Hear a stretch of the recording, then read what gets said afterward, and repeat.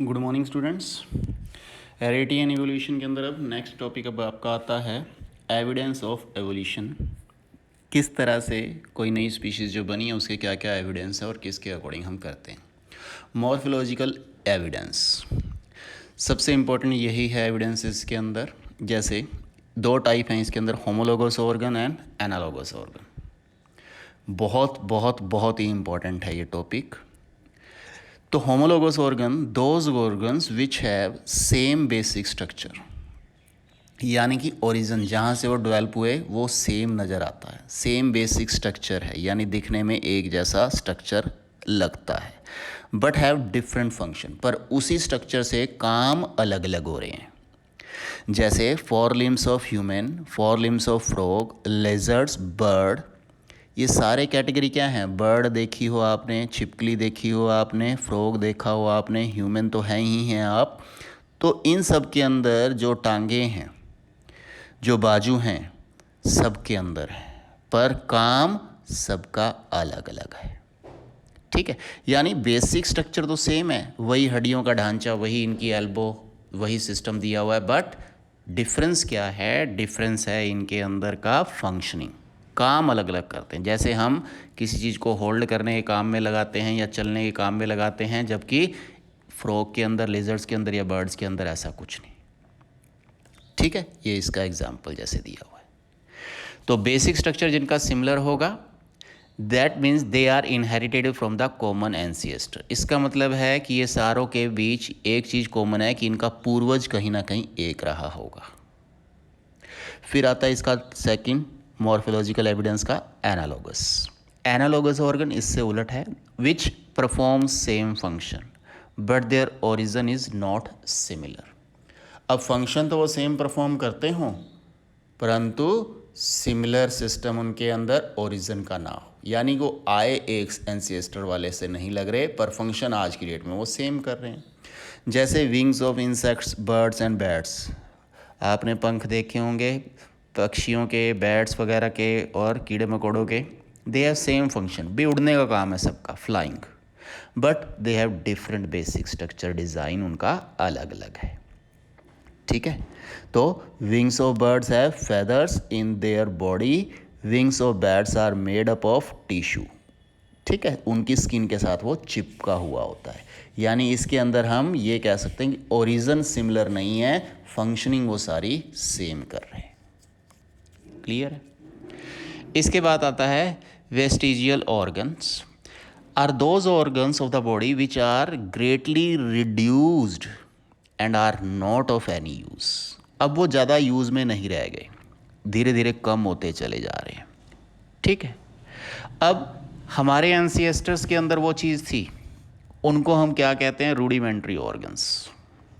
ठीक है, हमारे अंदर वो चीज़ें धीरे धीरे कम होती जा रही हैं। जैसे वर्मीफॉर्म अपेंडिक्स, पेट के अंदर एक अपेंडिक्स नामक चीज़ होती है, वो अब हमारे लिए यूज़लेस हुई पड़ी है, हज़ारों साल से ना यूज़ होते होते होते होते धीरे धीरे वो ख़त्म होने की कगार पर।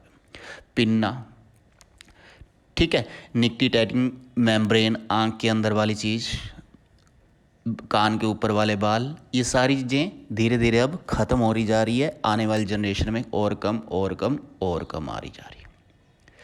फिर नेक्स्ट एविडेंसेस के अंदर हम क्या देखते हैं? यहाँ पैलेनोटोलॉजिकल एविडेंस हैं, branch of science of fossil study, ऐसी ब्रांच जिससे हम फॉसिल्स को, फॉसिल्स क्या होते हैं? Those substance which are buried under the earth crust, जो ज़मीन के अंदर दबे हुए मिलती हैं चीज़ें, वो फॉसिल्स हैं। ठीक है, अब इन सिस्टम को हम कैसे करेंगे? फॉसिल्स क्या हैं? Remain of dead ancient elements, जो पूर्वजों में, जो पुराने टाइम में 100, 200, 500, 1000, लाख साल पहले की दबी हुई जो चीज़ें हैं, वो जो निकल रही हैं, उससे हमें पता चलता है कि हमारा पास्ट क्या था। Now formation of fossil in layers, fossil से हम कैसे चेक कर पाएंगे? The fossil records have shown that living forms with a simple body organisation appears earlier than the more complex form this.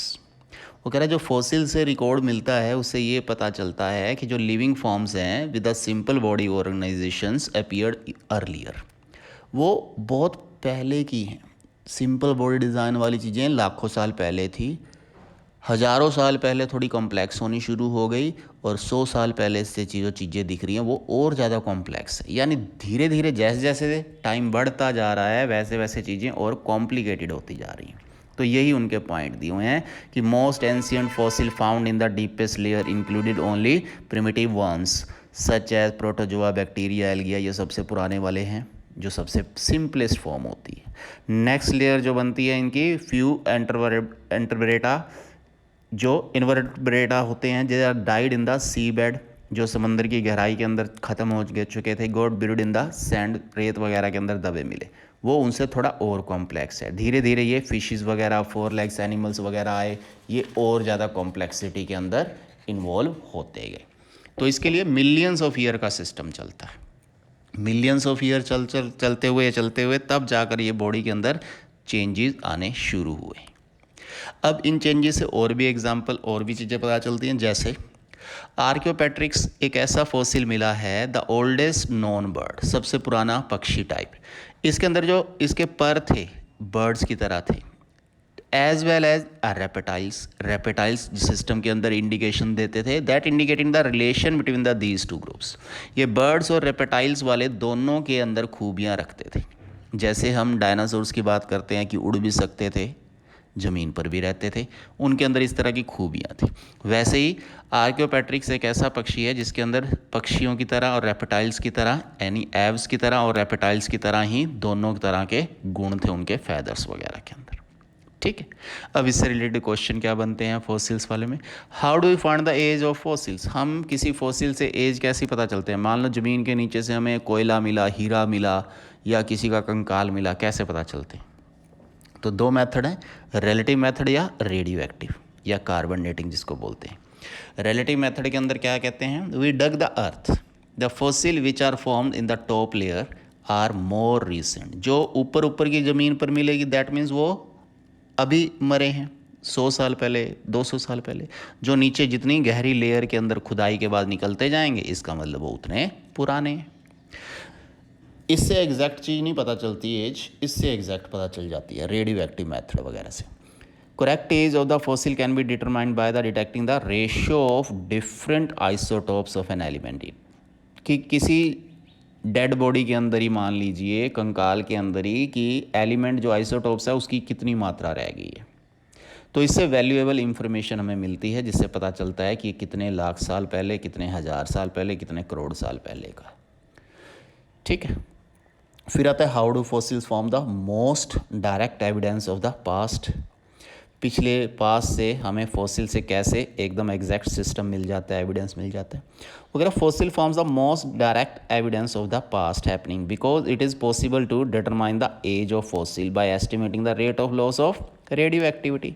जैसे कार्बन है कि कार्बन की presence उसके अंदर कितनी रह गई है, जितना वो डिक्रीज़ हुआ है, कम हुआ है उस पत्थर के अंदर या उस हड्डियों के अंदर, उसके हिसाब से हमें एज उसकी चेक करने में आसानी हो जाती है। ठीक है।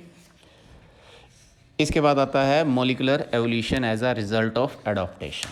इसके अंदर हम क्या देखते हैं, the shape, size, colour, structure and habits that enable the organisms in the live successfully in its environment is called adaptation. आप किस मौसम के अनुसार अपनी बॉडी वगैरह को ढाल लेते हो, दैट मीन्स वो एडेप्टेशन है। आप, पक्षी, पेड़ पौधे, सब कुछ, सबको ढालना पड़ता है अपने आप को, उसे एडॉप्टेशन कहेंगे। कैसे होता है ये system, those organisms which have favourable variation survive, जिसके अंदर इन चीज़ों को सर्वाइव करने के लिए वेरिएशंस आ जाती हैं, वही जिंदा रह पाएंगे। Find a chance to reproduce their kind, और उसी सिस्टम के अंदर वो अपनी प्रजाति को आगे बढ़ाते रहते हैं। तो इसका मतलब है वो एविडेंस आपके लिए हेल्पफुल है, ग्रेजुअली वो धीरे धीरे चलता रहेगा, अडॉप्ट कर लेता है और स्ट्रॉन्ग बनता जाता है। Environment also undergoes a gradual changes, so only those variations which are favorable to changing environment। हमारे अंदर चेंज को हिसाब से ढलने की क्षमता होनी चाहिए, तभी हम सर्वाइव कर पाएंगे, अदरवाइज सर्वाइव करना मुश्किल हो जाता है। Variations are incorporated at the molecular level, that is at the DNA level, as the result of which they are transferred to next generation। तो जो वेरिएशन है, जो बदलाव आने की स्थिति है, वो हमारे डीएनए के अकॉर्डिंग भी बननी चाहिए, तभी धीरे धीरे आने वाली पीढ़ियों के अंदर वो सर्वाइव कर पाएंगे पर्टिकुलर एनवायरनमेंट्स के अंदर। There are some intermediate stages जो बियर करती हैं variations but not complete form, such as the presence of rudimentary eye in planaria. ये सबसे पहले जीव थे, आँख इन्हीं से ही आई बननी शुरू हुई थी, पर वो रूडिमेंट्री आई थी, मूवमेंट नहीं था। धीरे धीरे उसके अंदर कॉम्प्लेक्सिटी, एडजस्ट करने की क्षमता आती गई। तो आज के डेट के अंदर जो हमारी आंखें हैं वो इन्हीं वजहों से हैं, जो रूडिमेंट्री से आगे वेरिएशंस आते आते हमारी पीढ़ियों के अंदर चलती गई। इंटरमीडिएट स्ट्रक्चर में useful in the some extent, however these gradually develop and modified during the course of evolution. ये धीरे धीरे जब प्रजाति आगे निरंतर बढ़ती जाएगी, नई स्पीशीज़ आती जाएगी, तब ये चीज़ें हमें देखने को मिलती हैं। ठीक है बच्चों, that is all for the day. Next topic आपका ख़त्म करेंगे ये फर्स्ट लेक्चर के अंदर, फिर अगला चैप्टर भी स्टार्ट करेंगे। That is all for the day. Thank you.